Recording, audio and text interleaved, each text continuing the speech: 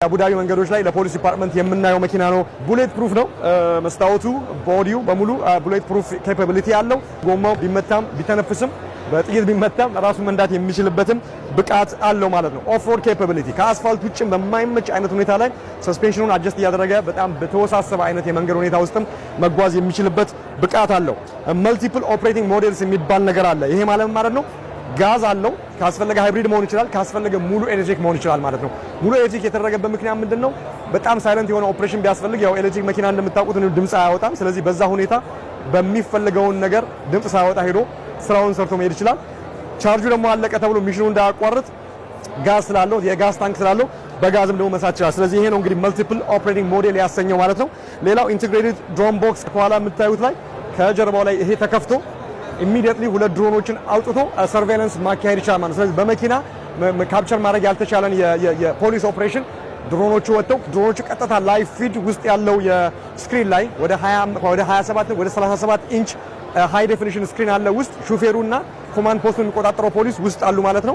በዛ ሁኔታ ላይቭ ፊድ ያደረገ የሚፈልገውን ስራ ኢሚዲየትሊ ዲፕሎይ ማድረግ የሚችሉ ሁለት የሰርቬይላንስ ድሮኖች ከመኪናው ጋር ሁሌ ያሉ ማለት ነው። ይሄ ሌላ በጣም አስገራሚ የሆነ የዚህ የፖሊስ መኪና ብቃት ነው ማለት ነው። ኤክስትሪም ፐርፎርማንስ ነው ያለው። 4x4 ነው። በሚያስቸግሩ ቦታዎች ላይ ሁሉ በአስፋልትም በኮረኮንች መነዳት የሚችልበትን የሜካኒካል የኢንጂን የኃይል መስጫ ኤሌክትሪክ ሃይብሪድ እና ወይ ደግሞ በጋዝ ይሄን ሁሉ ማድረግ የሚችልበት ብቃት አለው።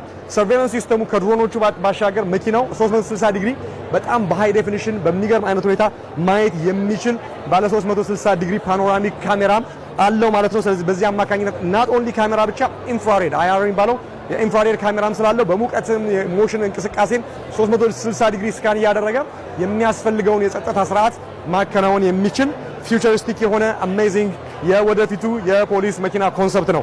ባሊስቲክ ፕሮቴክሽን ቅድም እንዳልኳችሁ ቦዲውም ሆነ መስታወቱ ዙሪያውን ያለው የፊት ለፊቱም ጭምር የጥይትን መብሳት መከላከል የሚችል ነው።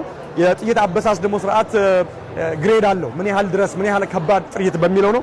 በዚህኛው ስታንዳርድ መሰረት ኢኤን 1522 ሌቭል ቢ6 የሚባል እና 7.62 ሚኒመም ሚሊሜትር አሚኒሽንን በቅርብ ሬንጅ ቢተኮስበት ቡሌት ፕሩፍ ሆኖ መከላከል የሚችልበትም ብቃት ተካቶለታል። 4 ጎማ አለው።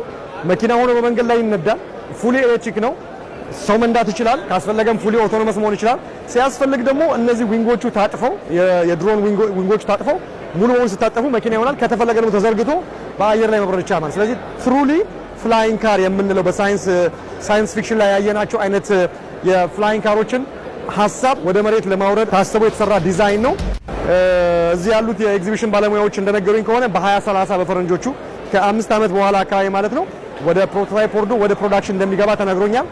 ግን ገና ኮንሰፕት ስለሆነ ፐርፎርማንሱ ብቃቱ በአንድ ቻርጅ ኤሌክትሪክ ነው ብያቸዋለሁ። በአንድ ቻርጅ ምን ያህል እንደሚሄድ ወይ እንደሚበር የተገለጸ ብዙ ነገር የለም። ዋጋው ግን 1 ሚሊዮን ድርሃም እና ከዛ በላይ እንግዲህ በዶላር ብትሰሩት ወደ 300,000 እና 400,000 ዶላር አካባቢ ሊሆን የሚችል ዋጋ የሚያወጣ በራሪ መኪና እና ድሮን እንደሚሆን ነው የሚጠበቀው ማለት ነው።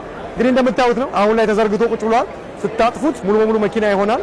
ሲዘረጋ ደግሞ በራሪ መኪና ወይም ደግሞ ድሮን መሆን የሚችልበት ብቃት ያለው ሐሳብ ነው። ሐሳቡ ግን መሬት ወርዶ እንደምናየው ምንም ጥርጥር የለኝም።